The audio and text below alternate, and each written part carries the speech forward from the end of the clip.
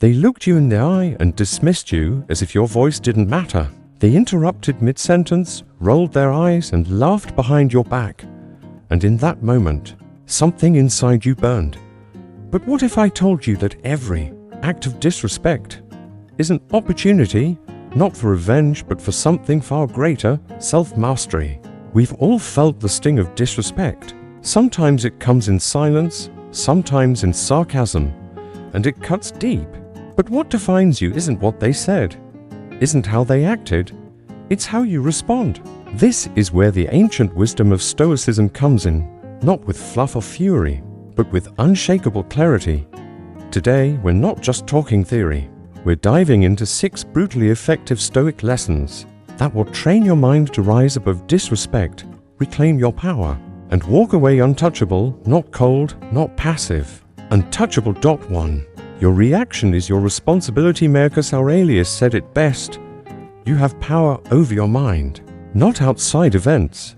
Realize this, and you will find strength. When someone disrespects you, the instinct is to react, raise your voice, defend your name, clap back. But the Stoics understood. When you react emotionally, you give away your power. You let someone else control your emotional state.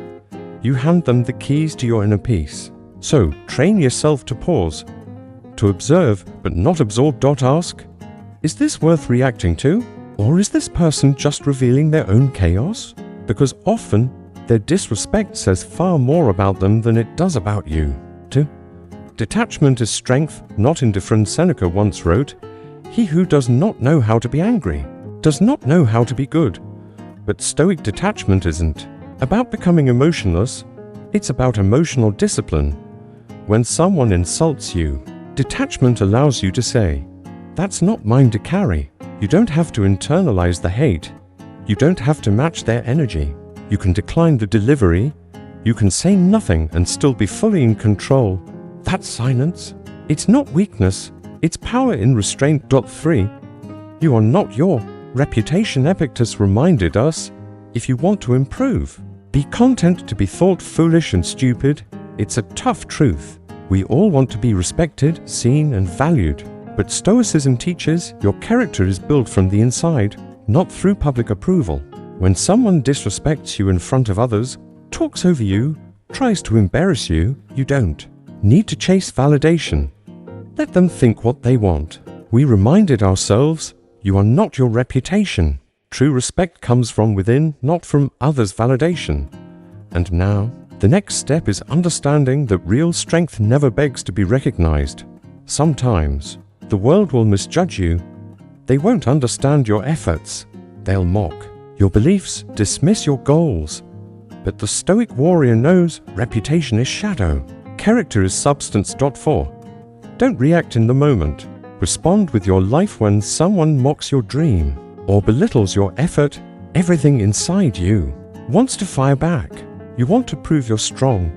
You want to clap back now. But that urge isn't strength. It's insecurity in disguise. Stoicism teaches real confidence doesn't rush to be heard.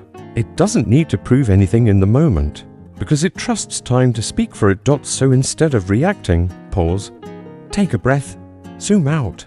Ask yourself, will this matter in 5 years?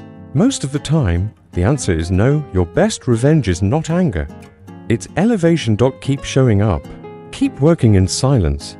Keep building something undeniable. Eventually, your success will dwarf their insults, and they'll have no choice but to watch you rise quietly, powerfully, without ever lowering yourself. The Stoic doesn't win arguments. The Stoic wins with results. 5. Practice the premeditation of insults. Like a warrior prepares for battle, did Roman generals rehearse defeat before stepping onto the battlefield? Not because they were negative, but because they were mentally preparing for the worst, so that when it came, it couldn't destroy them. This is the practice of premeditatio malorum, the Stoic exercise of imagining future adversity. So how do you do it today? Before walking into a room, a meeting, a stage, ask, what if someone laughs at me? What if they ignore me?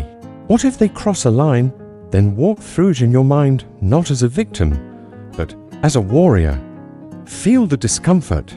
See yourself staying calm, standing tall, saying nothing or walking away with quiet strength. Once you've seen the insult before it arrives, it loses its power. You don't flinch. You don't fall into reactivity. You respond with intention. This isn't about expecting the worst. It's about being unshakable when it arrives. In a world full of disrespect, the person who trains their mind in advance becomes a fortress no one can breach. 6. Turn disrespect into inner growth. And finally, understand this: every time someone disrespects you, they're giving you a tool, not a weapon, but a mirror. And the question becomes, we explored how disrespect can become a mirror, not to fight back, but to reflect within. Now, we go deeper, uncovering the root behind the sting, so it no longer controls you. When someone disrespects you, ask yourself, why did that hurt so much? What insecurity did it trigger? What expectation did I hold that this moment shattered? Often, the insult simply exposes something within us, an old fear, a buried wound, an unmet need. And when you're brave enough to face that root, disrespect, as painful as it is, becomes a gateway to deeper self-awareness. Because once you face the root, you become immune to the branch. This is what Epictetus meant when he said, "It's not things that upset us, it's our judgment about things." You can't always change the world, but you can always train the warrior inside your mind. Disrespect isn't going away. People will still misunderstand you, dismiss you, or try to cut you down. But the real test, it's not about them, it's about you and how you choose to meet that moment. You can lash out or level up. You can chase petty battles or build unshakable peace. You can try to control others or learn to master yourself. The Stoic path is not easy, but it is clear. Honor your mind, guard your energy, respect yourself, even when others don't, because eventually they won't just stop disrespecting you, they'll start wondering how you became so untouchable.